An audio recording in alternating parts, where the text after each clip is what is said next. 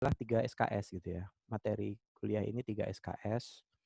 Cuman nggak tahu kenapa kok tahun ini, semester ini jadi 2 SKS gitu. Makanya kemarin saya coba diskusi sama Kaprodi, cuma ada sekitar 1 atau 2 materi yang di-drop, sisanya masih masih tetap sama.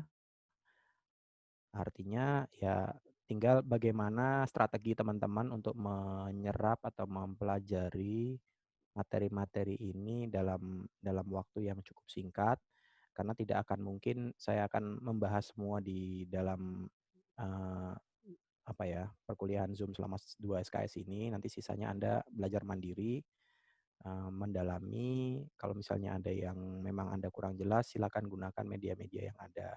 Kira-kira seperti itu. Jadi untuk setengah semester pertama nanti kita akan membahas tentang konsep dasar real estate dan properti, kemudian konsep hukum, kepemilikan dan dokumen-dokumen properti, kemudian aspek perpajakan kita akan bahas di materi 3 dan 4, kemudian materi 5 dan 6 kita akan membahas analisa investasi dari sisi analisa pasar dan analisa properti. Yang ketujuh adalah pembiayaan real estate gitu ya, materi sebelum UTS. Kemudian nanti setelah UAS kita sudah mulai memasuki ke project masing-masing gitu, yaitu investasi di tanah kapling, di properti residensial, perumahan ya. Kemudian ada rusun, hotel, rumah kos, properti komersial, bangunan gedung, dan juga kawasan industri dan superblok. Untuk metode perkuliahan yang rencananya saya gunakan, saya akan menggunakan metode ceramah dan diskusi gitu ya. Untuk 1,5 semester pertama, kemudian nanti untuk setengah semester kedua saya akan menggunakan metode presentasi. Dalam masing-masing tengah semester nanti akan ada kuis, jadi kuis akan dilaksanakan 2 kali. Tugas itu nanti termasuk tugas presentasi, menyiapkan slide dan paper segala macamnya gitu kira-kira. Eee, Kalau semester lalu saya full menggunakan WhatsApp gitu ya. Saya full menggunakan WhatsApp karena apa? Pertimbangan saya waktu itu pertama kali kita menggunakan media online, yang kedua karena, keterbatasan masing-masing pihak gitu, masing-masing pihak dalam artian, banyak mahasiswa yang lokasinya berada di luar, kemudian mahasiswa yang masih menggunakan data. Kalau misalnya Anda menggunakan WiFi sih nggak masalah gitu ya, unlimited. Tapi kalau yang menggunakan kuota dan segala macamnya, apabila menggunakan Zoom, Google Meet, Google Meet, terus Microsoft Teams dan segala macamnya itu akan sangat memberatkan. Nah, cuman kemarin informasinya, dari untuk semester ini katanya dari kampus menyediakan bantuan berupa paket data ya atau apa segala seperti itulah ya. Jadi nanti teman-teman itu akan mendapat suplemen atau asupan dan juga termasuk dosen, akan dapat penggantian, uang pulsa atau apa itu saya nggak ngerti. Artinya, eee, mungkin sebagai support untuk mendukung perkuliahan online dengan metode apa ya, ya model seperti inilah Zoom meeting dan segala macamnya. Artinya, untuk perkuliahan yang semester ini saya coba menggunakan Zoom meeting. Memang ada plus minusnya, kalau misalnya Zoom, memang direkam tapi untuk membukanya kan juga membutuhkan resource yang besar gitu ya, filenya bisa sampai giga. Kalau WhatsApp, historinya akan ter-record di situ, Anda tinggal scroll-scroll aja gitu kan, apa yang kita ceritakan dan bagi beberapa orang mengetik itu jauh lebih menyenangkan dibandingkan harus bertanya pada saat, secara face to face gitu. Kadang-kadang mau nanya itu jangankan menanya, mau ngetik aja kadang gredeg gitu ya, apalagi nanya langsung gitu ya. Nah jadi, salah satunya itu dan, hasil apa ya, hasil statistik memang menunjukkan bahwa, menggunakan metode WhatsApp itu tingkat tingkat engagement-nya mahasiswa itu jauh lebih tinggi, sekitar 70% kalau nggak salah semester kemarin itu mahasiswa yang engage dalam setiap perkuliahan. Jadi kalau asumsinya mahasiswa itu totalnya ada 30 orang gitu ya. Jadi sekitar 21 sampai 25 orang itu ikut terlibat dalam diskusi, nanya lah, jawab lah, menyanggah lah. Jadi lebih mungkin merasa lebih nyaman mengetik gitu ya, karena tidak harus memperlihatkan, apa ya, paras muka yang ketakutan lah atau apalah gitu ya kadang-kadang. Kalau mau nanya itu kan banyak pertimbangannya gitu. Tapi nggak apa-apa, kita coba, untuk menggunakan Zoom. Barangkali buat sebagian orang metode ini jauh lebih apa ya, efektif gitu dalam meningkatkan.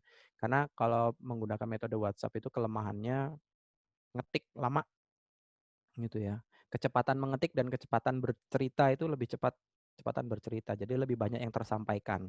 Kalau ngetik Anda harus nunggu, Pak Dimas is typing gitu kan, Pak Dimas is typing lama gitu kan, padahal saya di sini ngetik, nanti saya hapus lagi, saya ketik lagi, saya hapus lagi gitu kan, lama nungguinnya gitu. Jadi ya mungkin ada beberapa materi yang Anda rasa penting jadi tidak tersampaikan. Kalau di sini kan bisa langsung interaksi. Agak kurang nyaman memang, tapi ya kita harus membiasakan dengan kondisi seperti ini. Moga-moga semester depan sudah bisa tatap muka, insya Allah teman-teman di STAN juga sudah mempersiapkan untuk tatap muka untuk semester depan kira-kira. Baik, selanjutnya ini, konsep yang coba saya gunakan bahwa sejak Anda memasuki STAN, Anda usia 18 tahun, Anda sudah punya KTP, Anda sudah punya SIM, Anda boleh naik motor ya, Anda sudah dianggap dewasa gitu. Artinya metode pembelajaran Anda pun sudah menggunakan metode pembelajaran andragogi orang dewasa, di mana Anda bukan lagi anak-anak yang harus disuapin, "Ayo belajar, ini materinya, ayo belajar," gitu. Tapi, eee, keinginan belajar itu harus datang dari diri Anda gitu ya. Ada beberapa prinsip dan asumsi-asumsi yang digunakan oleh pembelajar bagi orang dewasa. Yang pertama adalah self concept. Self concept itu bahwa Anda belajar memang karena keinginan Anda sendiri gitu ya. Eee, Salah satu titik kritis dalam pembelajaran online ini adalah apakah dosen bisa memastikan bahwa mahasiswa mengikuti pelajaran dengan baik dan benar. Dan menurut saya itu tidak penting gitu. Kenapa? Karena itu sudah bukan tanggung jawab dosen lagi gitu. Kenapa? Anda sudah dewasa, Anda mau ikut kuliah ini silakan, Anda tidak mau ikut kuliah silakan. Anda mau menyalakan laptop atau HP kemudian Anda tinggalkan main game dan segala macam, buat saya nggak masalah. Tugas saya adalah menyampaikan, membantu teman-teman dalam belajar gitu ya. Menyampaikan dari sisi experience itu yang kedua, adult learner experience bahwa Eee, yang kita pelajari itu bukan cuma teori aja sekarang, tapi bagaimana pengalaman di lapangan dan ini yang coba saya share ke teman-teman gitu kira-kira. Kembali lagi ke konsep yang tadi bahwa bagaimana Anda memastikan, ya saya tidak perlu memastikan gitu, saya hanya perlu memastikan bahwa Anda hadir gitu, karena itu kewajiban saya, mengabsen gitu ya, mengabsen gitu ya. Mengabsen itu adalah kewajiban dosen gitu. Setelah itu, ya itu terserah Anda gitu ya. Nah, karakteristik yang ketiga adalah readiness to learn. Kalau tidak siap belajar ya percuma gitu ya. Jadi diharapkan ketika Anda masuk dalam room ini, dalam pembelajaran selama 2 SKS ini, saya mengharapkan bahwa Anda sudah membaca, sudah paham. Jadi kita lebih banyak menggunakan media ini untuk diskusi. Jadi kalau misalnya saya terlalu banyak cerita gini gitu, misalnya ada hal-hal yang memang Anda rasa perlu, silakan Anda boleh bertanya langsung gitu, nggak perlu menunggu saya memberikan, ada yang mau nanya, itu nggak apa-apa gitu. Langsung aja disampaikan gitu. Siapa tahu dengan pertanyaan Anda itu bisa mengeliminir penjelasan-penjelasan selanjutnya gitu ya. Jadi nggak perlu menunggu penjelasan lebih lanjut gitu. Ah, Secara konsep itu jadi, untuk pembelajaran saya kembalikan ke Anda selama 2 jam ke depan ini, kita maksimalkan untuk sharing apa yang Anda pelajari, apa yang Anda kurang paham, kita coba diskusikan di sini. Saya juga tidak akan menyampaikan materi secara keseluruhan yang saya kira penting-penting saja, nanti sisanya Anda bisa pelajari lebih dalam lewat buku gitu ya, Anda bisa mendalaminya gitu. Untuk metode penilaian, kami dosen sepakat untuk menggunakan metode 30-30-40. Jadi tidak tertumpahkan semuanya di UTS dan UAS. ada nilai aktivitas itu merupakan bobot yang paling besar di sini. Jadi ketika Anda mendapatkan nilai yang kurang bagus di UAS, itu it's not the end of the world. Tapi juga ketika Anda mendapatkan nilai yang bagus dalam UAS, jangan berbangga dulu karena itu hanya sebagian kecil saja 30. Justru penilaian terbesar ada di aktivitas. Dari aktivitas itu kita bagi menjadi 4, kehadiran itu 10%-nya atau 4% dari nilai total, sisanya sikap atau aktivitas harian, kuis atau ulangan harian, dan tugas itu atau presentasi nanti itu akan bobotnya 12%, gitu ya. Kami kemarin mencoba merancang seperti ini karena pertimbangannya adalah tidak semua orang dilahirkan dengan kemampuan yang sama. Tidak semua orang memiliki kemampuan pemikiran, menghafal, apa ya, mengerjakan ujian itu dengan baik gitu. Ada tipe-tipe orang yang dia pintar ngomong, tapi nggak pintar ngafalkan. Ada tipe-tipe orang yang dia pintar nulis, tapi nggak pintar ngomong. Nah, kita coba menyeimbangkan itu. Artinya jangan sampai nanti beberapa mahasiswa saya yang sebelumnya itu banyak kan yang dia engage hampir di seluruh seluruh materi diskusi itu dia selalu nanya, selalu jawab, bantu jawab, selalu ikutan diskusi, dan apa yang dia sampaikan itu memang benar-benar berbobot gitu ya. Tapi ketika UTS dan UAS, terutama yang sifatnya esai gitu, ya dia mungkin kayak dia ngomong, dia cerita tapi ditulis gitu. Tidak mendasarkan pada teori, mungkin kemampuan analisis dia kurang gitu ya, tapi secara ini kemampuan retorika dia sangat bagus. Dan itu juga kita coba menyeimbangkan di situ. Tapi ada juga teman-teman yang selama kuliah nggak pernah ikut diskusi, nggak pernah apa, UTS UAS-nya bagus-bagus. Ini memang bawaan lahir, memang udah pinter gitu kan ya. Hafalannya pinter, jawabannya itu plek persis sama kayak yang di buku gitu kan ya. Wah ini gila ini. Ya cuman itu tadi kita perlu menyeimbangkan orang-orang yang seperti itu gitu. Nggak selamanya kita itu dinilai hanya berdasarkan ujian yang 1 hari itu aja gitu. Jadi pertimbangannya seperti itu. Aktivitas harian berdasarkan dari proses diskusi perkuliahan selama Anda nanya, jawab, ikutan diskusi di WA apa segala macam, itu selalu saya catat, saya tandain gitu ya. Itu akan mempengaruhi proses, penilaian aktivitas Anda. 12% loh itu nilainya. Jadi Anda nggak usah takut kalau Anda nggak berani nanya di Zoom, ya Anda nanyanya di WA aja, nanti kita bahas setelah ini. Kemudian kuis rencananya 2 kali, rencananya gitu ya. Sebelum UTS dan UAS, nanti tergantung dari kemampuan masing-masing dosen kira-kira kuat apa enggak, 2 kali. Siapa tahu kuat sampai 4 kali ya tergantung yang bikin kuis gitu ya, tergantung yang bikin soal gitu. Kalau bisa kuat setiap pertemuan gitu, untuk pertemuan 1 saya udah bikin, tapi pertemuan 2 dan selanjutnya saya belum bikin gitu ya. Nanti kita lihat tergantung kekuatan dosen masing-masing gitu. Untuk tugas kelompok itu nanti presentasi materi yang disampaikan setelah UTS nanti, 7 pertemuan. Jadi nanti Anda 28 orang membagi menjadi 7 kelompok, 1 kelompok 4 orang. Silakan Anda yang bagi, Anda nyaman dengan siapa gitu ya. Saya tidak perlu memaksakan, karena kolaborasi dalam presentasi itu kadang-kadang butuh chemistry gitu. Kalau dipaksakan nanti jadi penampilannya nggak maksimal gitu ya. Jadi silakan Anda yang bagi sendiri gitu. Pak saya mau sama si itu, kenapa? Dia soulmate saya Pak, silahkan gitu ya. Oke. Kira-kira terkait pembelajaran seperti itu, perkuliahan mungkin ada yang mau didiskusikan dulu sebelum kita menginjak ke pertemuan materi. Silakan. Pak, izin bertanya, Pak. Silakan Mas Aditya ya. Gimana Mas? Iya. Itu yang terkait kelompoknya itu hanya buat 1 kali presentasi setelah UTS ya, Pak? Mm-mm. Oh, berarti nggak ada proyek kelompok lainnya kecuali 1 itu, Pak? Sementara belum. Oh, iya. Sementara belum. Saya masih nanti nunggu dari, kalau yang ada di pemikiran saya itu nanti either either 1 kelompok itu 2 materi atau 1 kelompok 1 materi, tergantung dari ketersediaan waktu. Tapi nanti saya masih mempertimbangkan masukan dari dosen-dosen yang lain. Itu kemarin sih saya ajukan seperti ini, mereka terima gitu. Tapi saya nggak tahu nanti apakah mereka mau minta project atau gimana, ya nanti kita samakan dengan yang lain.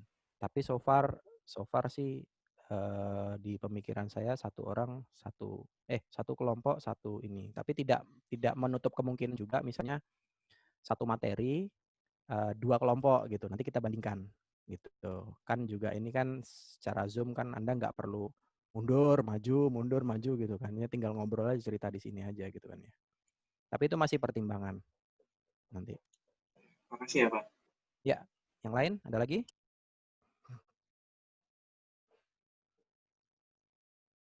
Dredeg Pak, mau nanya Pak. Ya, Anda harus memulai dari sekarang. Kalau enggak nanti Anda nggak bisa nyambi jadi dosen gitu ya.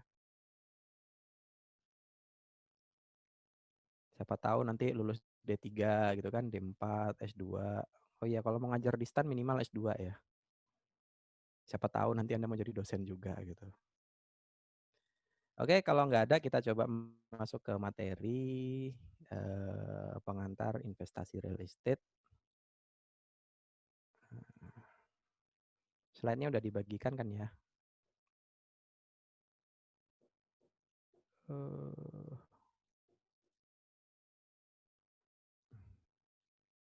Share screen. Oh iya, sebentar ya. Saya ngisi. Udah hadir semua belum? Saya ngisi portal dulu. Sebentar deh. Berapa orang? 28. Masih 28. Yang belum hadir siapa ya kira-kira ya?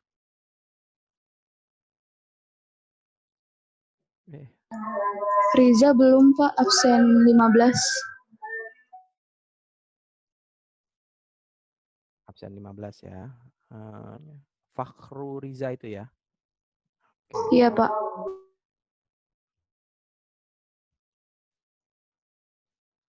Oke, nanti kalau misalnya dia gabung silakan, dia boleh mengikuti materi, tapi untuk absen presensi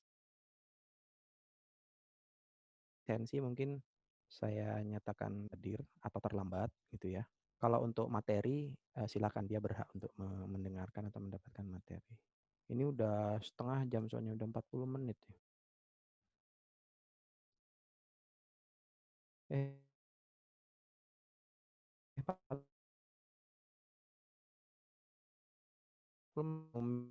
Minum, mau ke belakang dulu sekitar 5 menit.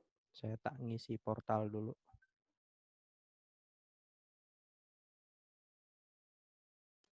Siap.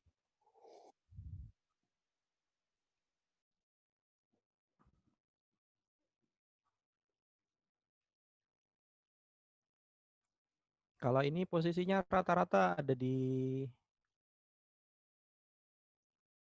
kampung masing-masing atau di Jakarta? Di rumah masing-masing, Pak. Rumah masing-masing ya. Yang paling jauh di mana yang paling jauh? Siapa yang paling jauh?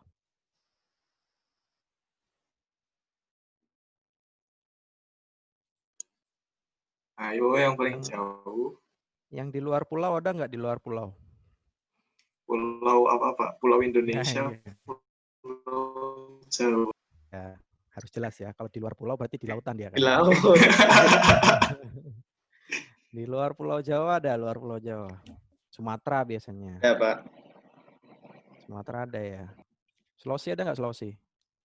Saya Sulawesi Biasanya Pak. bisa ngelihat dari namanya. Siapa Mbak Putri? Iya Pak. Di mana? Di Makassar, Pak. Oh, Iya. Makassar. Nggak ada yang orang Manado ya sini. Nggak ada, jarang orang Manado. Orang Manado tuh rata-rata D1 Manado. Di sana. Jarang ke STAN.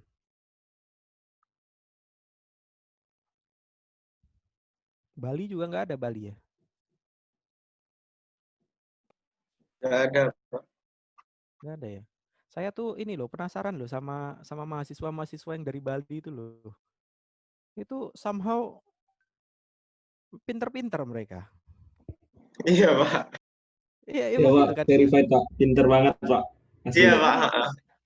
Saya kadang suka heran itu apa yang membuat mereka seperti itu, metode pembelajaran kah atau memang kulturnya Begitu kah atau gimana?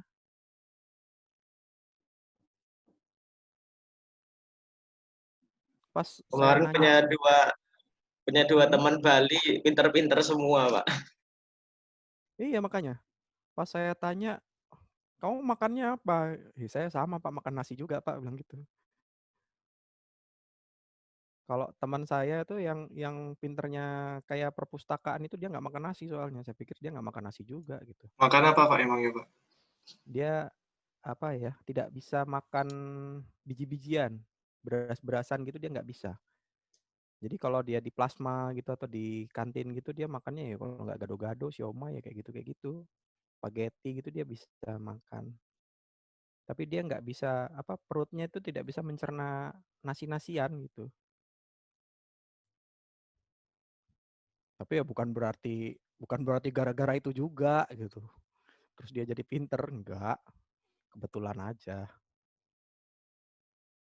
Tapi saya heran loh, beberapa mahasiswa saya Bali itu, yang dari Bali terutama ya, nilainya tuh hebat-hebat.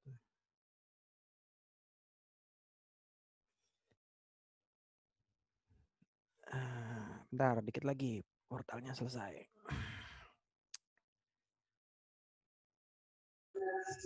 Si Riza udah join ini, Ini Pak. kenapa? Oh iya, silakan. Jadi sudah lengkap, Pak. Oke.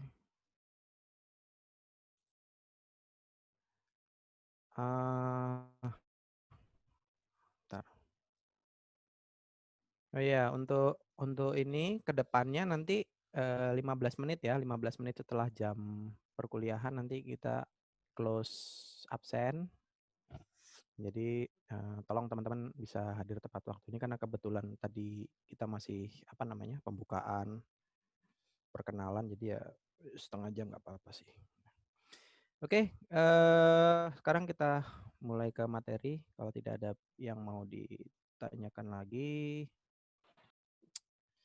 kita ke ya sudah terlihat, udah ya. Ya, jadi saya tidak akan membahas semuanya. Mungkin nanti beberapa akan coba saya skip. Yang jelas beberapa yang sifatnya dasar-dasar nanti akan coba saya jelaskan juga. Jadi memang secara pendahuluan ini kita perlu mempelajari dulu konsepnya, konsep definisi apa sih, kenapa sih kok namanya kok pengantar investasi real estate? Kenapa kok real estate? Kalau di bayangan Anda coba kira-kira salah satu deh. Real estate itu apa sih kalau di bayangan Anda gitu ya, sekilas bego-begoan aja deh gitu. Ada yang mau ini enggak? Ngomong enggak? Silakan. Ayo, Kayak 12% nih. ini, Pak. Coba Siapa? Siapa nih yang ngomong nih? Siapa? Enggak kelihatan. Seno, Pak. Seno. Seno Sakti. Oke. Iya, iya, Pak. Silakan Coba Mas Seno. jawab. Mungkin kalau saya secara awam lihat real estate Hmm. itu semacam properti dan yang menyertainya gitu, Pak. Kalau Gitu. secara singkatnya, Pak. Ada lagi yang lain? Satu lagi? Properti atau Kira-kira? Kalau menurut saya, Pak, kayak real estate tuh kayak rumah mewah gitu, Pak, buat orang awam Nah, kayak iya. gitu. Saya tuh juga membayanginnya gitu. Real estate. Wah, rumah mewah nih. Rumah Langsung mewah. lantai 2 dan segala macamnya gitu ya. Pengantar investasi real estate. Karena saya bayangin, apa iya orang saya punya juga? Enggak gitu kan. Nah, ternyata konsep definisi real estate itu datang dari konsepnya itu kan datang dari Amerika gitu ya, di mana Amerika dengan segala American Dream mereka gitu ya, yang namanya estate memiliki perumahan. Kalau bahasa kita sih sebenarnya real estate itu ya perumahan atau rumah gitu ya, atau bahkan yang konteks maksud kita properti real estate itu tidak hanya properti menurut mereka gitu ya. Namanya properti itu di sini kan ada properti real estate, real property, personal property, ada Real Madrid gitu ya, Real Madrid segala macam gitu ya. Nah, ternyata ya kalau kita kembalikan dari sisi bahasa, properti itu sesuatu yang dapat dimiliki ya benar. Kayak contohnya this property belongs to siapa gitu kan ya. Properti itu tidak harus rumah, tapi dalam konsep Indonesia di kita itu yang namanya properti itu ya rumah, perumahan, gedung dan segala macamnya gitu kan ya. investasi apa bro? Properti gitu. Wah, itu bayangannya udah juragan ini gitu ya. Udah apa jual beli rumah gitu ya. Padahal properti itu tidak hanya itu. Mobil itu properti gitu ya. Gitar elektrik itu properti gitu. Semua yang dapat Anda miliki itu properti, konsepnya di sini. Jadi ada perbedaan persepsi antara konsep asli properti dengan yang sudah masuk di Indonesia gitu ya, bahwa agen properti itu bukan agen perumahan gitu ya, agen jual rumah gitu ya. Kalau di Indonesia agen properti itu ya orang yang bantu jual-jual rumah gitu ya. Agen real estate ya. Nah, kalau di sana agen real estate itu adalah orang yang jual-jual rumah dan tanah dan segala macamnya. Jadi kembali ke definisi bahwa real estate itu sebenarnya bukan hanya rumah-rumah mewah yang menurut pandangan kita orang Indonesia ya. Real estate itu adalah tanah dan semua peningkatan alami dan yang dibuat oleh manusia yang melekat secara permanen. Ya, permanen jadi dia konteksnya, termasuk hak atas air dan mineral. Jadi tanah dan bangunan atau non-bangunan yang sifatnya permanen. Tapi bukan cuma bangunan dan non-bangunan itu saja yang permanen, termasuk hak yang melekat di dalamnya gitu ya. Misalnya Anda di situ ada bangunan, Anda tidak punya hak untuk memiliki, tapi Anda punya hak untuk menggunakan saja gitu ya. Nah, itu juga termasuk konteksnya real estate gitu. Peningkatan yang alami itu apa gitu ya? Bisa dia terbentuk secara alami, misalnya bisa dia terbentuk karena misalnya yang namanya pohon dan segala macamnya gitu ya. Atau memang ada air gitu. Nah, kalau misalnya ada emas di dalamnya, ya itu termasuk dalam dalam konteks lingkup real estate yang sedang kita bicarakan sampai saat ini gitu ya. Nah, yang nggak permanen itu apa, Pak? Nah, sebelum kita lari ke yang nggak permanen, konteks dari real estate itu tadi seperti yang sudah kita jelaskan bahwa itu adalah tanah atau segala sesuatu yang alami bagian dari tanah gitu ya, ada air atau pohon, atau segala sesuatu yang kita buat, bangunan, site improvement dan segala macamnya yang kita buat secara permanen gitu ya. Kemudian ada lagi hak-haknya. Nah, kalau di dalam real estate itu real property itu masuk dalam real estate. Jadi kalau misalnya Anda lihat dari bola yang lebih besar, maka properti itu adalah bola yang paling besar. Di dalam properti itu ada real estate. Properti itu bisa rumah, bisa mobil, bisa apapun gitu ya. Kemudian masuk ke real estate, rumah, bangunan, dan tanah, termasuk hak-haknya. Nah, di dalam real estate itu ada real property. Real property itu kepentingan, keuntungan, atau right, hak gitu ya, yang nempel atau menyatu dalam real estate. Bisa berupa hak guna bangunan, bisa hak pakai, bisa hak milik gitu ya, hak guna lahan, dan segala macamnya gitu. Itu dia konteksnya terbatas hanya di hak-haknya yang menyertai si properti itu, yang menyertai si real estate itu. Gitu ya. Kemudian ada lagi personal property. Personal property itu apa? Properti kembali lagi properti itu bukan cuma bangunan, tapi properti kepemilikan yang dapat dipindahkan, sifatnya mobile gitu. Jadi kayak mebeler, perabotan dan segala macamnya gitu ya. Lemari, kasur, kipas angin, mesin cuci itu didefinisikan sebagai personal property gitu, yang dapat dipindahkan. Nah, ada lagi yang tidak dapat dipindahkan itu namanya fixture gitu. Kalau di sini didefinisikan sebagai fixture. Nah, fixture itu ada yang memang fixture sendiri untuk apa namanya? Untuk rumah itu, ada juga yang sifatnya trade fixture. Ya, fix sesuatu yang tetap gitu ya. Jadi yang membedakan real estate, personal property, dan di sini Anda bisa melihat bahwa contoh-contohnya itu tanah, bangunan, dan plumbing gitu ya. Plumbing itu perpipaan, lighting, heating gitu ya, pemanas gitu ya, air condition dan segala macamnya. Sedangkan untuk yang personal property itu furniture, kemudian kasur dan segala macamnya, refrigerator gitu ya, apa kulkas, mesin cuci dan lain-lain yang bisa dipindahkan dengan atau ketika right itu selesai. Misalnya kalau HGB itu kan sekitar 30-an tahun gitu. Ketika habis, maka memang dia harus dipindahkan. Dan kalau dia masih ada pun dia bisa dipindahkan gitu ya. Nah, ada lagi yang namanya trade fixture. Trade fixture itu bangunan atau apa ya, equipment lah yang tetap yang digunakan untuk trading gitu ya. Misalnya yang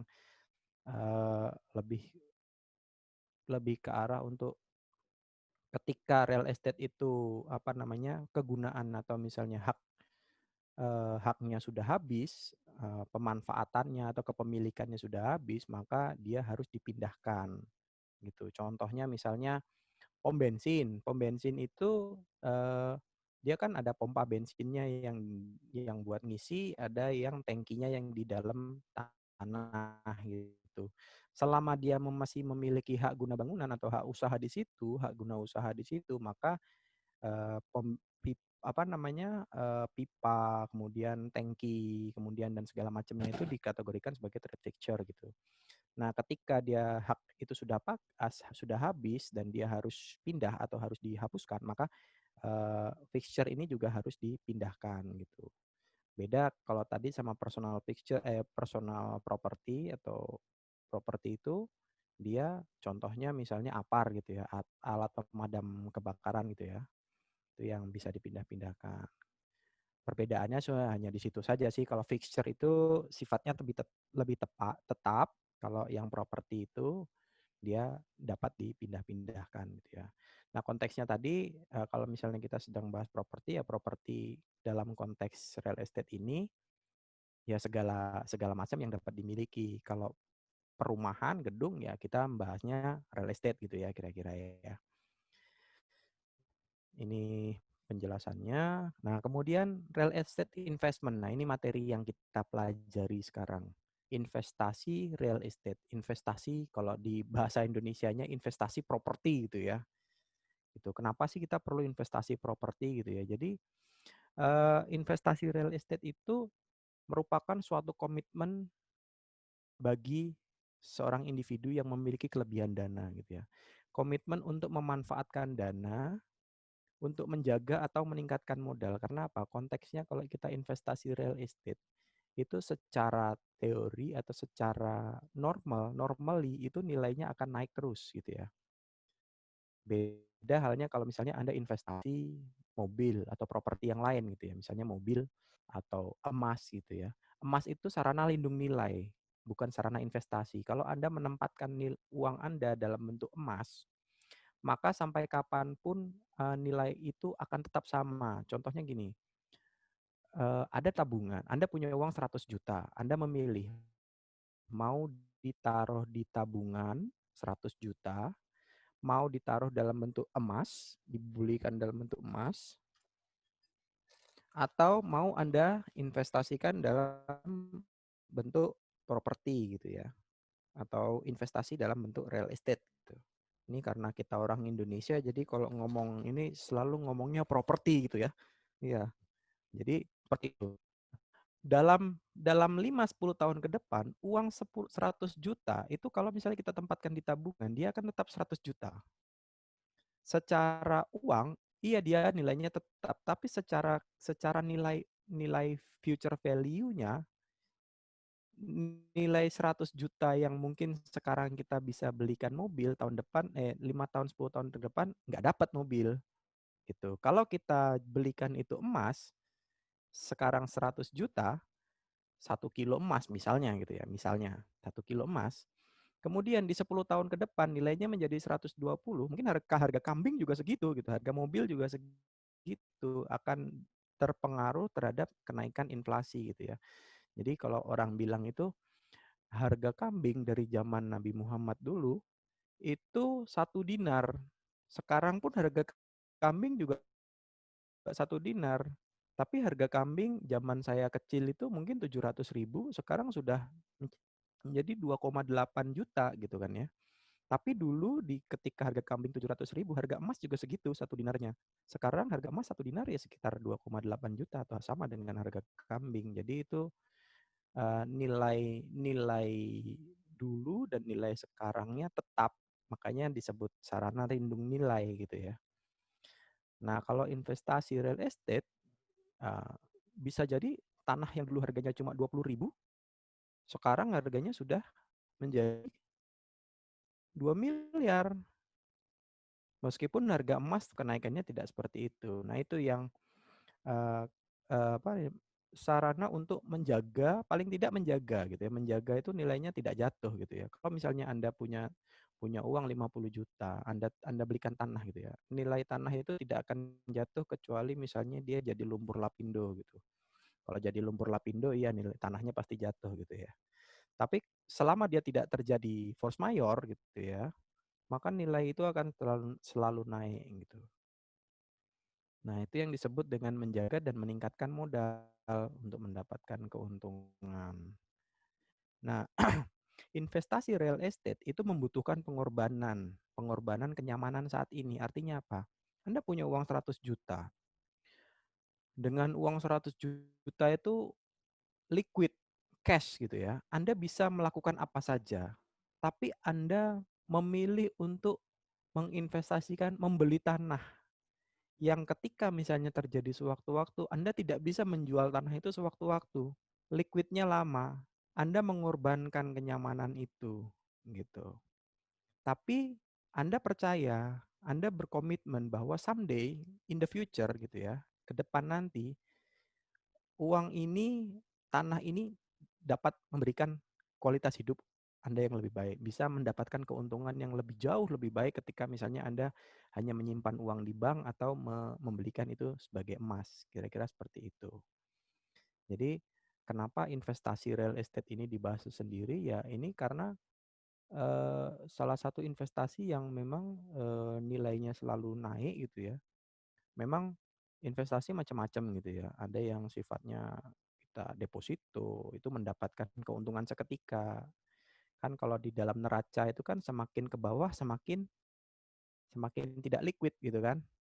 Kas, deposito, kemudian receivable, kemudian ada apa persediaan, kemudian nanti ada segala macamnya gitu kan, sampai pada akhirnya aset tetap. Nah, aset tetap itu investment pada real estate itu sifatnya long term, jangka panjang. Saham kalah panjang gitu ya. Kalau saham itu 3-5 tahun sudah bisa dapat return yang mungkin bisa 100%, tapi kalau namanya real estate bisa lebih dari 100% dalam jangka waktu 5-10 tahun, bisa kelipatannya bisa luar biasa gitu ya. Dan membutuhkan dana yang besar, nggak bisa kalau saham kan kita bisa beli ngecer sejuta gitu, 500.000 gitu. Kalau investasi real estate nggak bisa sejuta, mau beli tanah kuburan iya gitu kan, sejuta 1 kali 2 gitu kan. Tapi kalau mau beli tanah yang ukuran ini paling nggak kan 50 meter, 100 meter gitu kan. Dananya besar dan Anda mengorbankan kenyamanan Anda saat ini untuk masa depan Anda. Jadi seperti itu. Nanti kalau misalnya Anda udah kerja, dapat gaji pertama gitu kan. Wah, gaji pertama uangnya terus dibelikan. Wah, saya ingat dulu pelajaran investasi real estate harus diberikan ini nih properti nih real estate nih. Wah, Anda belikan tanah, dapat dapat apa nih gaji pertama nih? Ya nggak dapat apa-apa kalau gaji pertama sih. Kalau gaji pertama mah kasih aja ke orang tua gitu kan. Gaji kedua nanti sumbangin kemana, gaji ketiga nanti ada kumpulin dulu udah setahun. Nah itu baru Anda bisa dapat real estate satu, apa kayak tanah. Tanah misalnya di kampung gitu kan. Kalau yang punya kampung, kalau kayak saya nggak punya kampung ya nggak bisa beli tanah di kampung gitu kan. Jadi kira-kira seperti itu. Kemudian ada lagi definisi discretionary fund, yaitu uang yang tersedia untuk investasi gitu. Jadi ya uang lebih lah gitu ya. Kalau kalau milioner itu yang sampai bingung kayak misalnya Raffi Ahmad itu kan, dia investasi. Jadi Sultan Andara itu kan disebut Sultan Andara karena dia beli tanah di sebelah rumahnya dia itu kan, di daerah Andara situ dia beli. Awalnya cuma rumah dia. Itu kan klaster. Kemudian dia beli rumah sebelahnya, dia beli rumah sebelahnya, dia beli. Akhirnya satu klaster itu punya dia semua gitu. Dia investasi di situ. Ya dia ada ini discretionary fund gitu ya. Kalau kita ya mungkin mikir-mikir dulu gitu kan ya. Saya kira seperti itu. Nah, jadi untuk karakteristiknya investasi real estate itu bahwa setiap real estate estate itu unik gitu ya. Tidak ada satu, bahkan misalnya ya, rumah klaster gitu ya. Rumah klaster itu rumah yang berjejeran sebelahan itu pun kadang-kadang unik gitu. Bisa jadi harganya pun berbeda. Bisa jadi dengan ini yang sama kadang-kadang memiliki apa, oh yang satu ngadep barat, yang satu ngadep timur misalnya kayak gitu. Itu sudah berbeda gitu ya.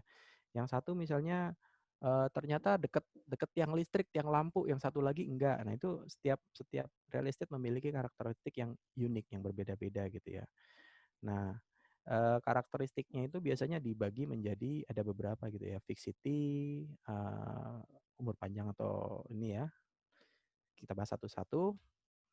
Jadi yang pertama adalah fixed city gitu, ketidakbergerakan. Bahwa yang namanya investasi real estate itu kita berinvest pada sesuatu yang tidak bergerak, lokasinya tetap.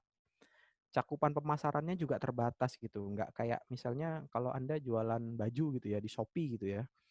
Anda jualan baju di Jakarta yang beli orang Ambon gitu, nggak masalah gitu kan, tinggal kita kirim.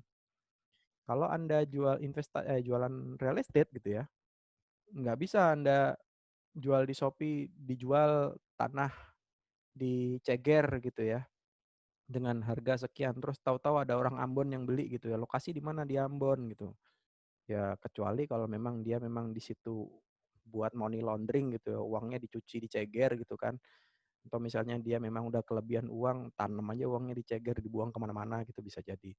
Tapi kemampuan pemasarannya itu ya hanya terbatas pada di mana lokasi real estate itu ada gitu. Dan nilainya sangat dipengaruhi oleh kegiatan politik atau ekonomi di lokasi sekitar. Contohnya apa? Stan. Itu paling gampang. Kalau ngasih contoh real estate itu paling gampang stan. Stan itu menjadi pembatas antara dua wilayah. Dua wilayah yang sangat ekstrim gitu ya. Di sebelah depannya itu adalah Bintaro. Sedangkan di bagian belakangnya, sekarang depan mana? Depan itu Bintaro sekarang. Kalau dulu depannya Ceger ya. Iya, Pak. Depan. Kalau sekarang depan itu Bintaro, belakang itu Ceger gitu ya. Padahal dulu pintu depan itu ya Ceger itu. Gitu. Nah, kalau Anda cukur gitu ya, saya dulu pernah soalnya, waktu D4 ya. Kalau Anda cukur di barber depan gitu ya, sama barber di belakang, kira-kira kalau misalnya Bang, cepak Bang gitu ya, apa gundul gitu, hasilnya sama gitu kan. Tapi nilainya berbeda, meskipun sama-sama pakai AC, sama-sama dipijetin gitu kan ya. Di depan di Bintaro Anda harus bayar 30.000 misalnya. Sedangkan di Ceger Anda 10.000 aja udah bisa gitu kan ya. Nah, itu yang sangat mempengaruhi. Kenapa?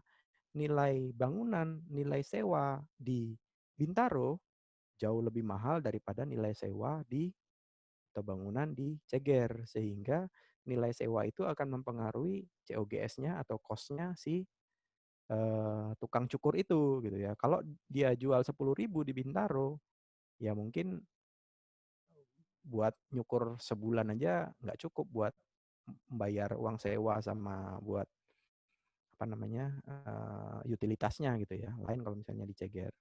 Kira-kira seperti itu. Kemudian karakteristik yang kedua adalah longevity, bahwa yang namanya investasi real estate itu jangka panjang. Anda tidak bisa mengharapkan Anda beli tanah sekarang, bulan depan Anda jual gitu ya. Terus Anda dapat untung yang besar gitu, nggak bisa gitu. Yang namanya investasi real estate itu tadi, Anda mengorbankan kenyamanan yang Anda miliki saat ini for the next future gitu ya, untuk masa depan gitu. Masa depannya ya bisa 3 tahun, bisa 5 tahun, bisa 2 tahun, ya siapa tahu gitu ya. Dengan kondisi ekonomi, kondisi lingkungan sosial masyarakatnya membuat investasi di daerah itu menjadi cepat naiknya gitu ya. Itu salah satu keuntungan buat Anda juga gitu.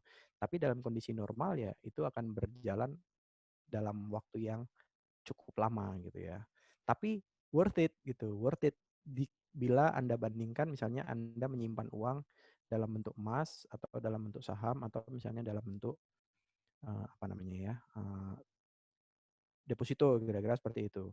Kalau saham itu isi come isi go, gampang menang, gampang untung, gampang rugi gitu ya. Kalau ini untung tapi nggak bisa dalam waktu cepat dan tidak bisa dalam jangka waktu, tidak bisa liquid secara cepat gitu ya. Misalnya contoh saudara saya gitu kan, dia punya rumah di Depok.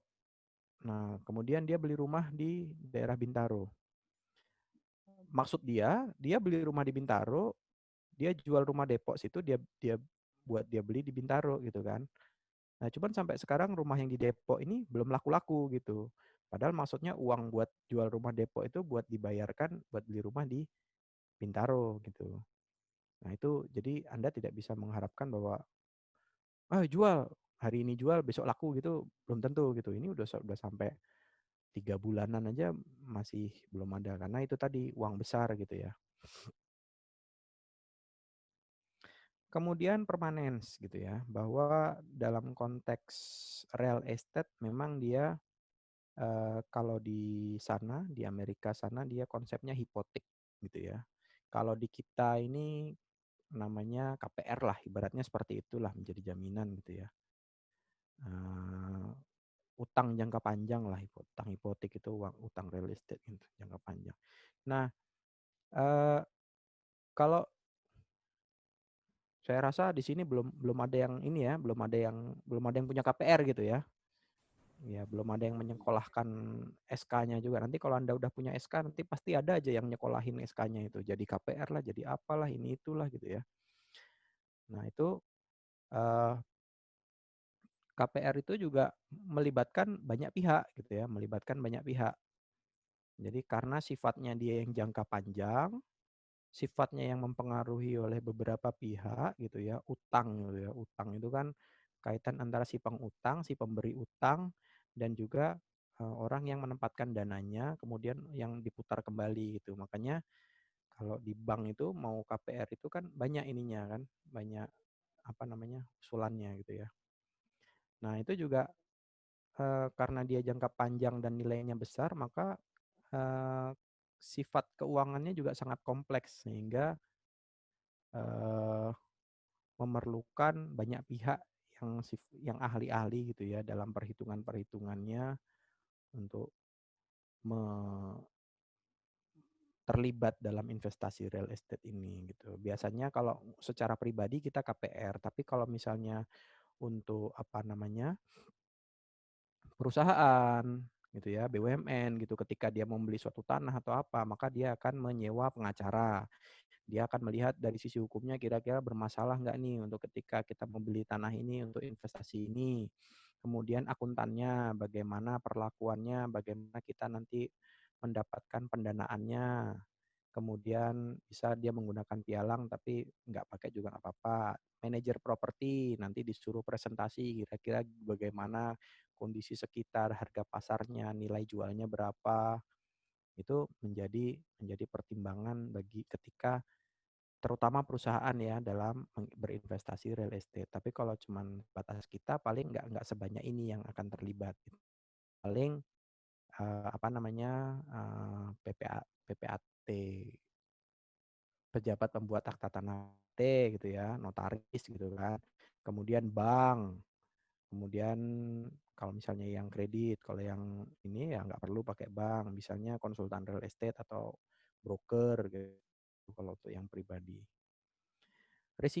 Risikonya juga tinggi. Risikonya karena dia sifatnya jangka panjang, maka ada timbul ketidakpastian gitu ya. Pasar sulit diprediksi. Ya kita nggak tahu yang namanya ceger itu ternyata sekarang jadi mana gitu ya. Kalau tahu kayak gitu, dulu begitu saya lulus saya langsung beli tanah atau beli rumah di daerah seputar sini yang sekarang kemarin itu teman saya ada yang jual tanah di Anda tahu Jalan Bonjol, PJMI ke kanan yang arah Al-Azhar itu ya, Jalan Bonjol, itu belok ke kiri yang tembusan ke pom bensin itu, pom bensin Ceger tahu? Nah, teman saya ada yang jual di situ, 100 meter itu dijual sekarang, tanah ya, cuma tanah ini, 7 juta 100 meter. Satu meternya 7 juta, bayangin.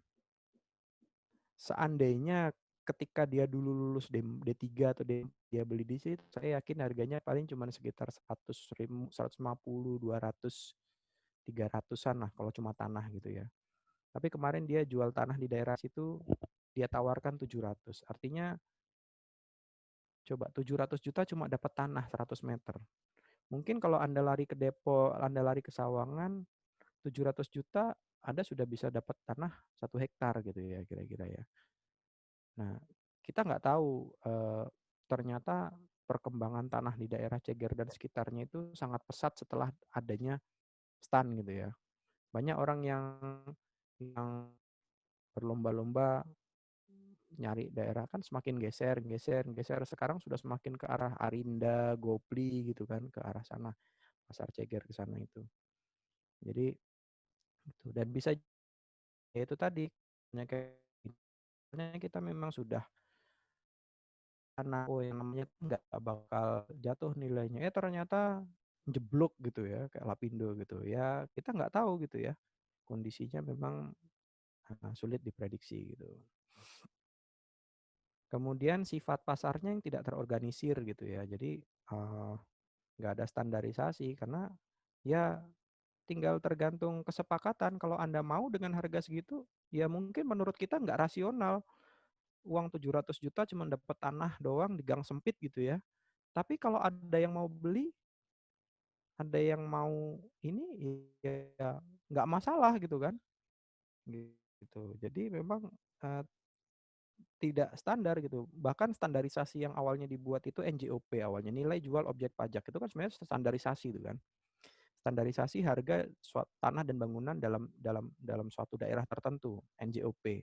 Tapi ternyata NJOP itu tidak menjadikan harga harga real estate atau properti itu menjadi standar. Ada namanya NJOP, kemudian ada namanya harga pasar, ya. Harga pasar itu market value itu nilai pasar dan harga pasar gitu ya. Ada nilai pasar itu misalnya tanah di situ secara pasaran harganya 500 itu nilai pasar. Harga pasar itu harga jadinya gitu ya ketika dia willing to pay 700 instead of 500. Nah, itu. Harga pasar secara umum di situ harusnya dia harganya cuma 500 tapi dia willing to pay ketika ditawarkan 700 dia mau beli gitu kan.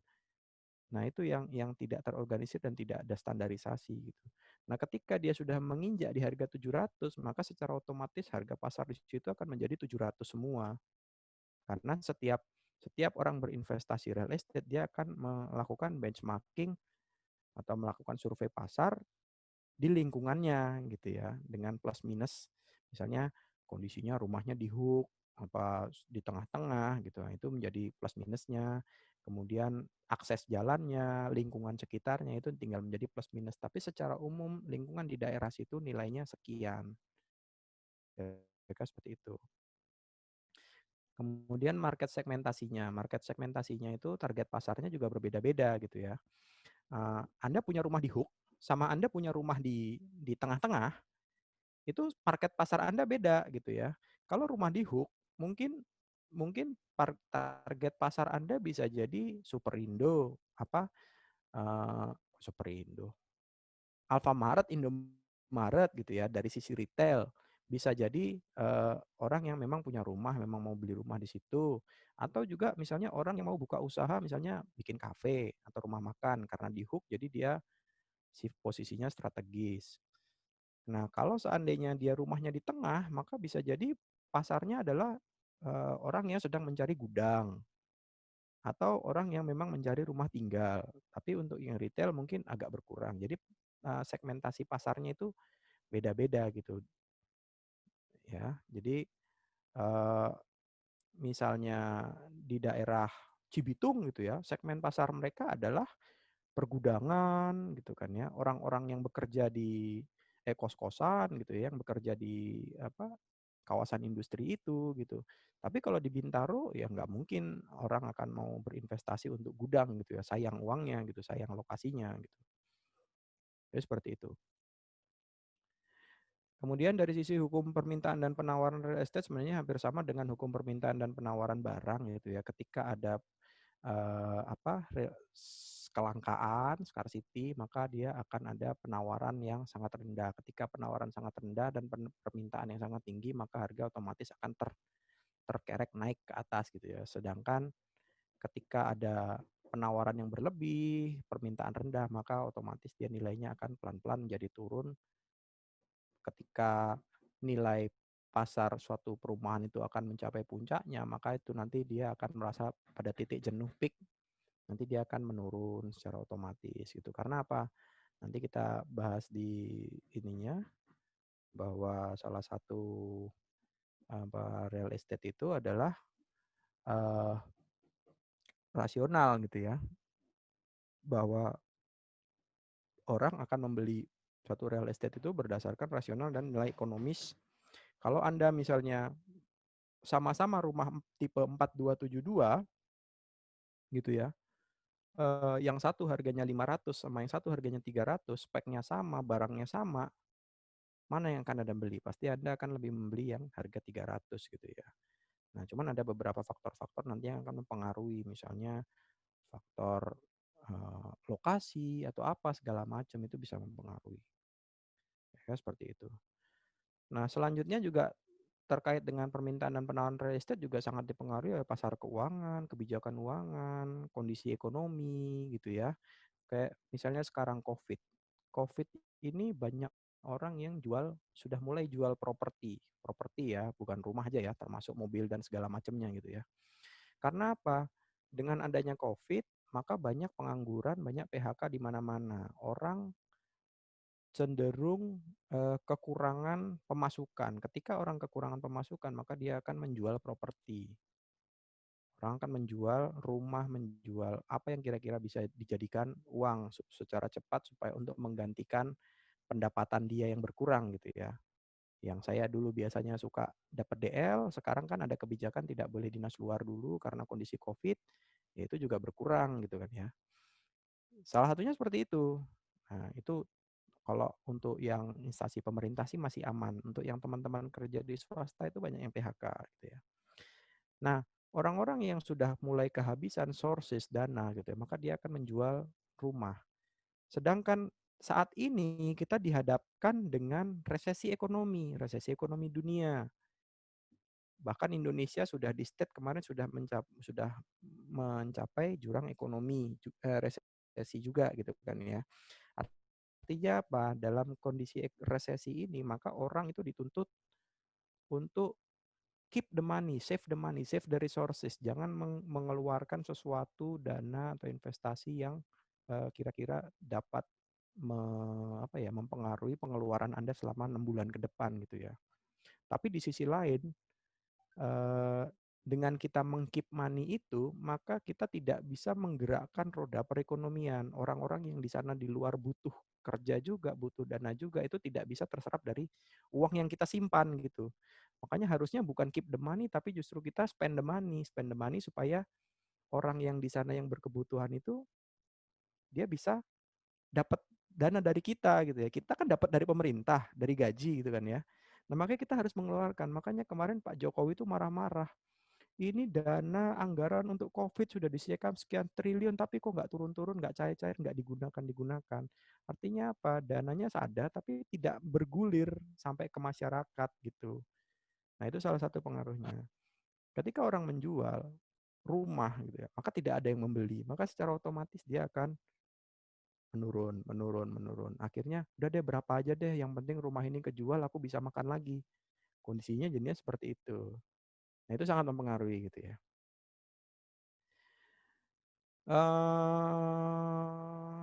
Nggak perlu. Nah, ini yang tadi saya jelaskan bahwa ketika dia melakukan ekspansi, nanti pada suatu titik harga perumahan di daerah Ceger dan sekitarnya, sekarang itu harga sepanjang jalan Ceger sampai dengan ke Arinda situ, sampai dengan Pondok Aren lah, itu sudah 900 harganya. 800, 900. Kalau Anda lihat pelang-pelang rumah jual rumah itu satu lantai, 2 lantai itu udah nggak ada lagi yang di bawah 700 gitu ya. Bayangin. Nah, itu nanti sampai pada suatu titik di mana 900, 1 M sekarang, bahkan rumah di Bintaro tuh udah MM-an, udah nggak ada lagi. Cibubur tuh juga udah MM-an semua gitu kan. Nah, itu sampai pada suatu titik di mana orang-orang tidak bisa, cannot afford lagi, maka secara perlahan itu akan turun, turun, turun gitu. Ya kecuali kalau ada konglomerat yang memang uangnya berlebih, dia mau spend uang di situ. Biar buat apa ya, nggak ditinggalin ya, buat investasi aja, buat naruh uang aja di situ. Kan ada tuh beberapa. Jadi misalnya nih, kalau Anda perhatikan ya, misalnya di dekat rumah Anda mau bikin klaster, itu nanti ada aja yang langsung beli hooknya. Tapi tidak untuk ditempatin. Jadi ketika dia mau dibuka klaster baru, dia beli. Rumahnya jadi, dia jual. Itu dia udah untung itu. Ketika klaster baru dibuka, mungkin dia dijual harga 900 gitu ya. Pembeli pertama atau misalnya 10 pembeli dapat diskon apa segala macam, dia beli, belum ada rumahnya, bangunan. Dia gambling aja, spekulasi. Dibangun, terus orang beli, udah mulai rame gitu kan. Rumah itu dijual. Itu untungnya bisa 50 sampai 100 juta itu selisihnya. Banyak yang sekarang model investasi seperti itu. Ada klaster baru dia buka, nanti begitu dibangun jadi dia jual. Nanti dapat kan uangnya kan? Dia cari klaster lagi, beli lagi. Nanti bangun lagi udah selesai, bangunannya udah jadi, dijual gitu. Belum ditempatin udah dijual aja gitu kan. Jadi dia mengambil margin aja dari situ. Itu banyak yang kayak gitu sekarang. Orang memanfaatkan idle cash, idle money-nya sampai seperti itu gitu. Jadi ya kira-kira seperti itu.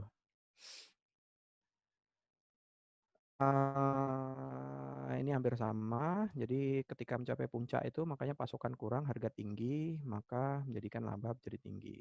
Pemodal otomatis dia maunya harga tinggi, sedangkan pembeli maunya harga rendah. Maka ketika dia sudah mulai peak, mulai turun, maka itu lebih menguntungkan pembeli. Kira-kira seperti itu.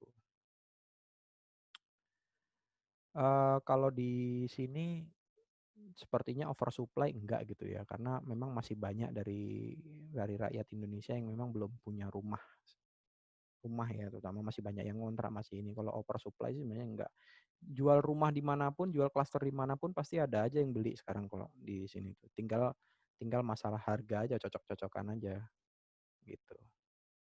Ya kalau Anda ada uang lebih gitu ya, misalnya Anda dapat, kalau di Indonesia kan nggak ada itu ya, lotre gitu ya. Kalau Anda suka nonton HGTV gitu itu yang khusus untuk real estate dan properti itu, dia American Dream itu banyak yang dapat rumah-rumah besar itu karena dia menang lotre gitu, menang lotre $1 juta, $500, $500.000 itu kan, dia langsung belikan rumah gitu. Kalau di sini nggak ada lotre gitu.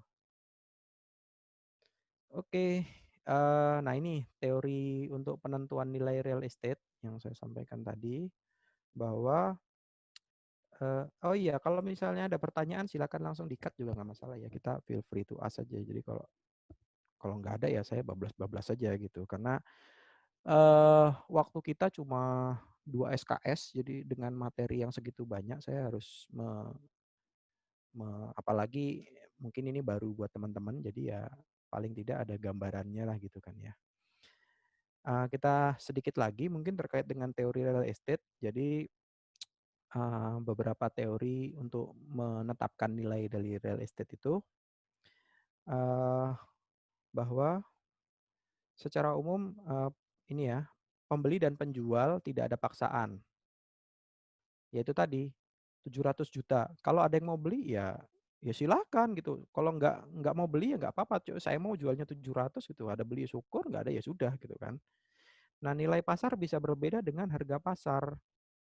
Nilai pasar itu adalah itu tadi saya bilang NJOP misalnya 200. Sebenarnya nilai tanah itu 200 juta menurut NJOP, menurut penilaian pemerintah gitu ya. Nah, nilai pasar itu nilai pasar di sana itu di lokasi itu adalah 500 juta misalnya atau 5 juta per meter. Tapi harga pasar adalah harga yang terjadi antara penjual dan pembeli. Nah, harga di 7 juta itu tadi. Ya kalau dia nilai pasarnya 500, bisa jadi harga pasar yang terjadi di atas itu atau di bawah itu. Jadi harga pasar itu tidak jauh dari nilai pasar biasanya. Kecuali anomali kalau memang orangnya itu memang niatnya bukan untuk beli real estate atau properti untuk digunakan ya, untuk investasi ya. memang uangnya kebanyakan, ya berapapun dia cuma naruh uang aja di situ, cuma berharap uangnya itu berbunga, berkembang gitu ya. Itu seperti itu. Tapi itu tadi, antara nilai pasar dengan harga pasar itu biasanya tidak jauh berbeda. Bisa di atas, bisa di bawah gitu ya. Harga pasar itu harga kesepakatan antara pembeli dan penjual, sedangkan nilai pasar adalah nilai yang rata-rata di lokasi tersebut gitu. Nah, beberapa penentuan nilai properti ada beberapa prinsip ya, substitusi, keseimbangan, kontribusi, kesesuaian, antisipasi, dan highest best use.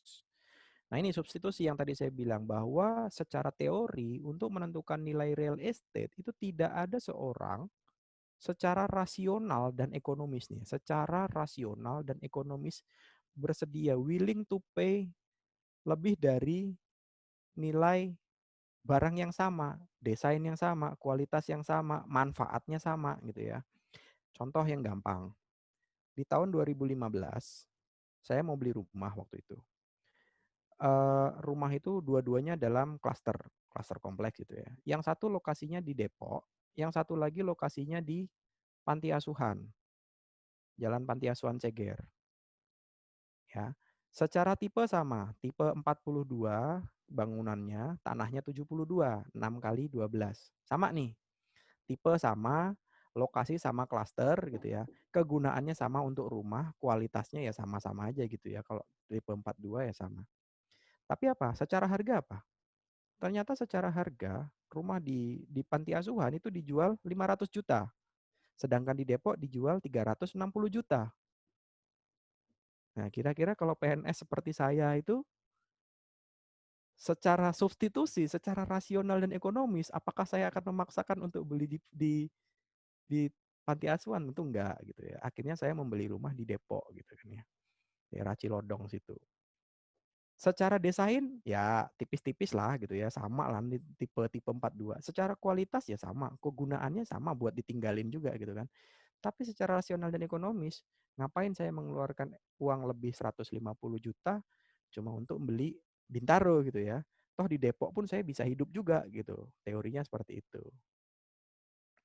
Nah, substitusi ini berkaitan dengan kontribusi. Nah, kadang-kadang 500 ya udah nggak apa-apa, beli aja 500. Dia dapat apa? Dapat Bintaro.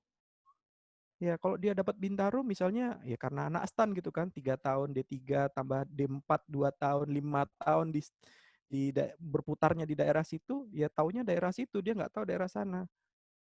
Ya pokoknya saya mau beli Bintaro gitu. 150 I'm willing to pay gitu kan ya. Nah, ini ada tambahan nilai atas suatu properti tidak sebatas biaya konstruksi pembangunan tapi kontribusi, keuntungan. Dan ternyata kalau misalnya saya beli 500 di saat itu, sekarang mungkin saya bisa udah jualnya 1M misalnya seperti itu gitu kan ya. Karena Bintaro pertumbuhannya sangat pesat dibandingkan dengan Depok. Itu salah satu teori nilai kontribusi. Jadi dia tidak mempertimbangkan substitusi, tapi dia mempertimbangkan nilai pembentuk real estate itu adalah kontribusi bahwa dalam waktu ke depan eh, perkembangan di Bintaro ini jauh lebih cepat dibandingkan perkembangan di Depok. Kenapa? Ya karena di Bintaro itu ada stan gitu ya. Anak stan lulus masuk Kementerian Keuangan, gajinya gede gitu kan. Bisa langsung beli rumah gitu. Teorinya begitu, faktanya enggak juga gitu kan. Nah, jadi salah satu teorinya adalah kontribusi seperti itu. Kemudian teori nilai real estate itu juga salah satunya adalah keseimbangan bahwa nilai suatu properti itu akan tergantung dari pasokan dan penawaran real estate. Ya, ini sama halnya dengan teori permintaan dan penawaran itu tadi.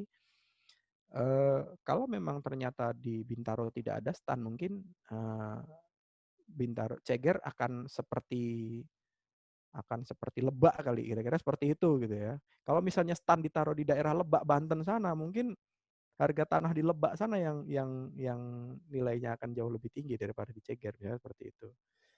Karena banyak permintaan di tanah di Ceger, maka nilai tanah di Ceger itu naiknya sangat drastis. Banyak permintaan tanah di Bintaro karena akses jalan tol, keluar langsung jalan tol itu meningkatkan nilai tanah di Bintaro gitu ya. Banyak yang minta otomatis nawar gitu ya, banyak yang nawarkan. Ketika dia permintaan dan penawaran ketemu, maka dia akan bertemu di titik equilibrium, di keseimbangan. Gitu ya. Nah, kemudian kesesuaian, bahwa properti yang sesuai dalam desain, kualitas, dan segala macamnya akan mempunyai nilai yang lebih layak dibandingkan yang nggak sesuai. Misalnya Anda membayangkan sama-sama rumah dijual, tapi Anda maunya yang ada kolam renangnya gitu. Sama-sama rumah harga 1 miliar gitu kan ya. Tapi yang satu rumahnya kecil ada kolam renang, yang satu besar nggak ada kolam renang. Nah, ini properti serupa dalam desain, tapi di dalam bayangan Anda itu lebih sesuai dengan Anda. Anda pengennya yang ada kolam renangnya gitu ya. Maka Anda akan lebih memilih membeli kecil tapi ada kolam renangnya daripada besar yang tidak ada kolam renangnya gitu ya. Nah, bisa jadi yang lain apa namanya, dalam satu klaster itu ada 6 rumah, yang 4 rumah itu memiliki kolam renang, yang 2 nggak punya kolam renang, meskipun dia lebih besar, lebih hook, bisa jadi nilainya akan jauh lebih berbeda atau lebih rendah, karena itu salah satu nilai kontribusi, misalnya seperti itu. Kesesuaian dalam desain. Kemudian misalnya dalam satu klaster rumahnya bentuknya beda-beda, itu juga akan mempengaruhi dari nilai dari real estate itu sendiri, kira-kira seperti itu. Ketutupan yang tadi ya. Nah, kemudian ada antisipasi bahwa investor itu dalam membuat keputusan investasi berdasarkan arus kas bersih yang sudah diantisipasi dia. Jadi kembali ke itu tadi, bahwa untuk menentukan nilai real estate, maka orang yang akan membeli atau berinvestasi dalam real estate itu dia sudah mempertimbangkan atau mengantisipasi bahwa dalam beberapa tahun ke depan, dalam jangka waktu investasi tersebut, arus kas bersih yang dia miliki itu sudah diantisipasi. Maksudnya dia sudah ngitung bahwa dalam beberapa tahun ke depan aku bakalan nggak ada uang liquid nih, nggak ada bakal uang cash nih. Beda halnya kalau Anda investasi di saham. Anda investasi di saham, itu setiap tahun setiap bulan Anda akan mendapatkan return gitu ya. Returnnya kecil-kecil ketika Anda misalnya saham Anda main short, Anda jual, Anda dapat return. Anda beli lagi, jual, dapat return. Itu Anda dapat kas bersih gitu ya. Kas yang muter terus gitu. Sama kayak Anda jualan barang gitu ya. Tapi kalau ini enggak, ketika Anda menanamkan uang 100 juta misalnya di dalam Anda beli tanah atau beli rumah gitu ya, maka dalam beberapa waktu itu Anda akan tidak dengan mudah Anda akan mendapatkan liquid cash gitu ya, arus kas secara liquid gitu ya. Karena itu tadi dalam neraca gitu kan, aset tetap itu ngapa ditempatkan di paling bawah, karena dia posisinya paling tidak liquid gitu kan ya. Kalau Anda punya persediaan, Anda bisa langsung jual. Kalau Anda punya tanah ya Anda jual sekarang belum tentu ada yang mau beli juga hari ini juga gitu kan. Kalau Anda punya mobil, Anda jual hari ini mungkin banyak yang nanya, besok ada yang beli gitu kan ya. Tapi dengan nilai yang semakin besar, nilai itu juga tergantung kebutuhannya. Nah, dalam menentukan nilai real estate itu Anda sudah mengantisipasi juga bahwa dalam beberapa tahun ke depan, dalam jangka waktu investasi itu Anda sudah mempertimbangkan arus kas yang akan Anda peroleh, yang Anda miliki gitu. Nah, yang terakhir adalah highest and best use gitu ya, bahwa untuk nilai real estate itu Anda mempertimbangkan kegunaan, mempertimbangkan pemakaian, dan juga fungsi dari real estate itu sendiri. Semakin ya beda kalau misalnya Anda membeli real estate itu untuk digunakan, atau membeli real estate itu untuk dikontrakkan, membeli real estate itu untuk didiamkan, untuk investasi aja. Nah, itu pasti Anda akan willing to pay semakin rendah, serendah-rendahnya ketika Anda akan menggunakan gitu. Gitu ya. Jadi kalau misalnya Anda mau mengontrakkan, Anda beli 500 juta. Ya, nanti kan saya dapat juga dari uang sewa kontrak, dapat dari situ muternya. Tapi kalau Anda akan gunakan, Anda pasti akan nawar jauh, akan turun di bawah itu, karena ya memang akan Anda gunakan sendiri gitu, akan Anda memang itu bermanfaat untuk Anda gitu. Jadi untuk menentukan nilainya pasti Anda akan mempertimbangkan itu. Kemudian ini sudah nggak perlu inilah. Ya, jadi secara umum konteks tentang konsep real estate, properti, real property, dan segala macamnya adalah seperti itu. Anda nanti kalau mau mendalami silakan Anda baca di buku. Eh, Mungkin kita coba buka sesi diskusi aja. Barangkali silakan ada yang mau berdiskusi. Sebentar, masih ada waktu. Tuh kan lupa diingetin kan. Tinggal 5 jamnya. menit, Pak. Nah iya. Ini kalau saya nggak ngelihat jam, ini tahu-tahu udah ketutup sendiri nih portalnya nih. Saya pikir tadi udah absen, Pak. Yang tadi Hah? itu yang 5 menit. Yang Iya, portal nggak boleh ditutup sebelum mendekati waktu selesai. Jadi nanti dikira oh, dikira perkuliahan fiktif gitu. Jadi selama perkuliahan itu harus tetap dibuka portalnya. oh maaf Pak, saya juga salah paham tadi. Kalau presensinya memang sudah disimpan, tapi untuk portalnya harus tetap terbuka selama perkuliahan. Ini juga aneh juga Stan ini. Tapi giliran lewat waktu nanti dia otomatis tertutup. Otomatis tertutup berarti terus ada notifikasi ini Anda tidak menutup kuliah gitu loh. Gimana sih ini? Nah, apa-apa nih saya tutup kuliah dulu aja di portal kalau misalnya mau dilanjut. Ini cuman buat ini aja sih, aplikasi aja sih, nggak masalah sih. Oke, silakan yang mau didiskusikan. Kita masih ada waktu.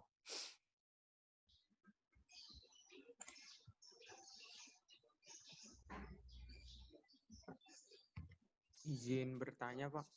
Oke, silakan. Kan tadi Siapa? dijelaskan guru, Pak. Guru. Absen? Absen Oh, 19.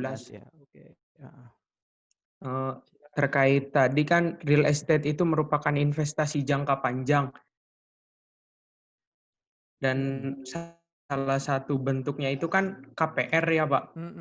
Nah, jika ada sebagian besar orang kan berpikiran bahwa dengan KPR itu bisa meningkatkan uangnya gitu. Tetapi seperti yang terjadi di Amerika pada tahun 2006 hingga 2008 kalau nggak salah yang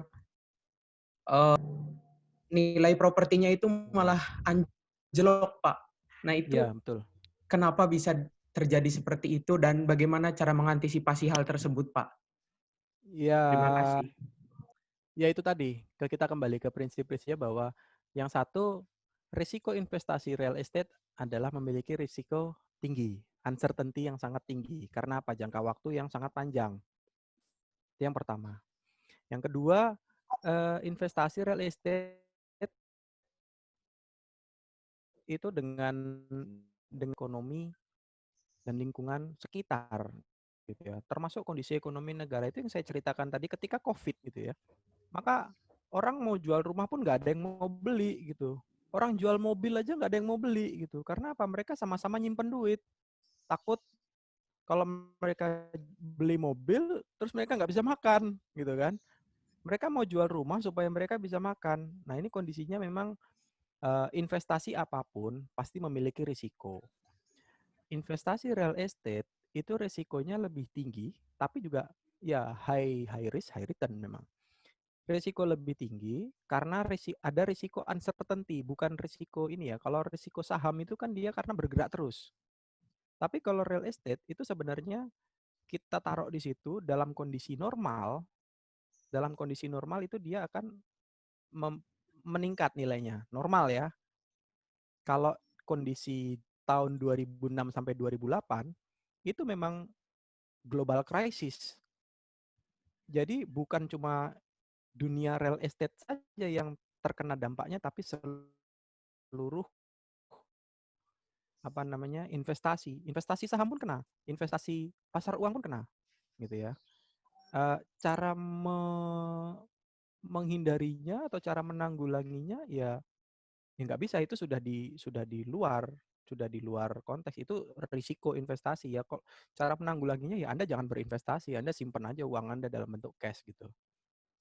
Tapi kalau Anda mau berinvestasi, menanamkan uang Anda di situ, ya Anda harus siap dengan segala risiko gitu. Tapi itu tadi risikonya investasi di real estate itu risiko uncertainty yang terpengaruh karena dia konteksnya jangka panjang. Yang pertama, kalau Anda dapat gain, maka gain Anda itu akan sangat besar. Kalau Anda dapat loss, ya pasti loss-nya juga sangat besar karena Anda berbicara uang besar gitu ya. Paling simpel, ketika di 2015 saya akhirnya menetapkan beli rumah di Depok karena harganya 360 itu, ya kan. Setelah saya kembali dari Australia 2017, rumah Depok itu 360 waktu itu. Ternyata ada yang menawarkan rumah yang sekarang saya tempati ini di Pondok Aren, Bintaro. Luas tanahnya 90. Luas bangunannya 80. Nah, yang kemarin itu kan bangunan 42, sekarang bangunan jadi 80. Tanah 72, tanah jadi 90. Dengan harga 500 sampai 550. Rumah second, bukan rumah baru, gitu ya. Artinya apa? Dari sisi 2 tahun berkembang, ini kok selisihnya cuma 50 juta doang, gitu ya. Nah, akhirnya saya tanpa pikir panjang, saya lepas rumah di Depok.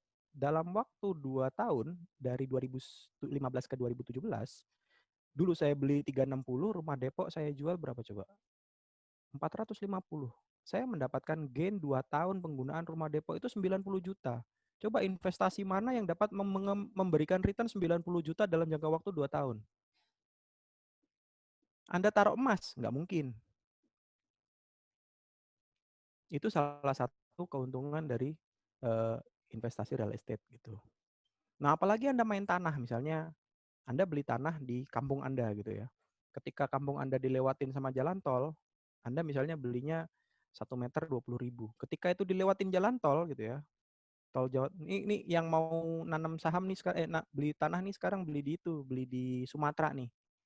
Jalan tol yang mau dibangun, tol Sumatera itu. Nah, itu Anda cari tanah-tanah deket-deket situ tuh.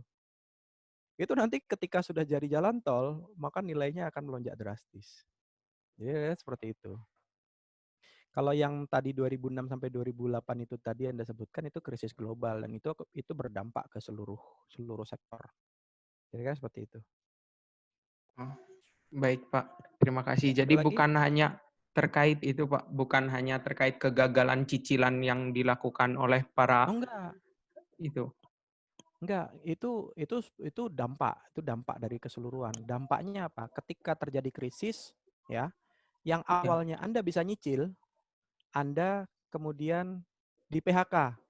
Ketika Anda tidak di PHK, maka Anda tidak memiliki resource untuk mencicil. Itu yang pertama. Yang kedua, tingkat suku bunga naik. Yang misalnya awalnya bunganya hanya sekian persen, naik jadi sekian persen. Yang harusnya Anda bayar cicilan 100.000, Anda harus membayar cicilan 200.000. Kira-kira seperti itu.